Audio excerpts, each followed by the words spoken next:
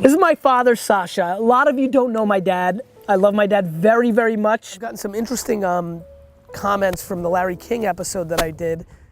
You know, they're like, oh, you really give your dad some good daps. And you know, it's funny, my kids are getting older and I'm becoming a more experienced dad. And I think that, you know, obviously we got to know each other in the late 90s and early 2000s because you just worked so hard. And I thank you for that, Dad. I thank you so much for sacrificing. And I know you did it in a selfish way, because I do it too in a selfish way.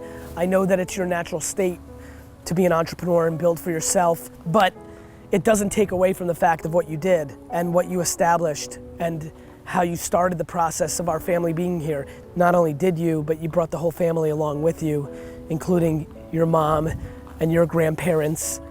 And you came to this country and you worked so damn hard.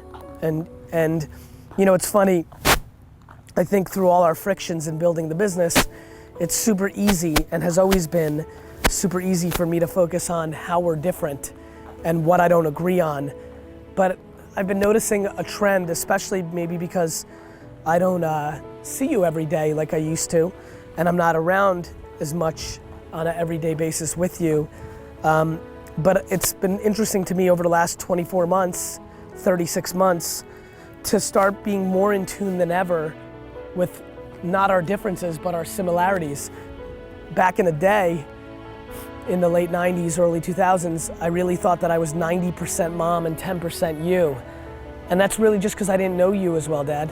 It's funny to me to recognize how much more similar I am to you than I realized. And you know, and I just want you to know how much you mean to me. And even though I think for a long time in my 20s and 30s that my own ego and my own pride was so scared for the narrative to be that you're the reason I was successful, that you're, you know, even to this day, Dad, I know you don't read the comments on the internet.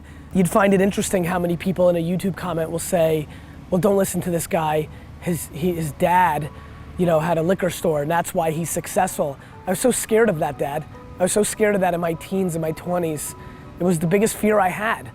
And now, as those negative comments or people that push back are the far minority, I find myself being passionate to make sure that your legacy isn't lost and what you did isn't left behind, and it doesn't become the narrative of just what I've accomplished without the context of what you accomplished and how much you helped me to get there. And so I want you to know that, and I want you to know it now, not when you're 90 or 100 or 130 when you're on your deathbed, but I want you to know it now of how much you mean to me and how thankful I am and how much I learned from the way that you and Mom navigated, and how I do think my hard work and my hustle is my separation from the marketplace. And I know that's a learned behavior by watching how you did it. And I thank you from the bottom of my heart. And so I thought it was a good time to say, hey, I love you.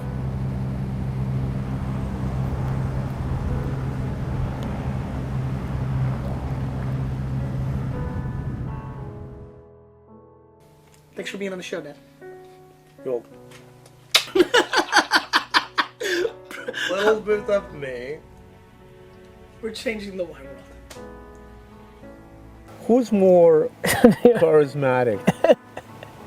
My son or me? Jesus. They're gonna love you for this episode. You're gonna get more votes than you deserve.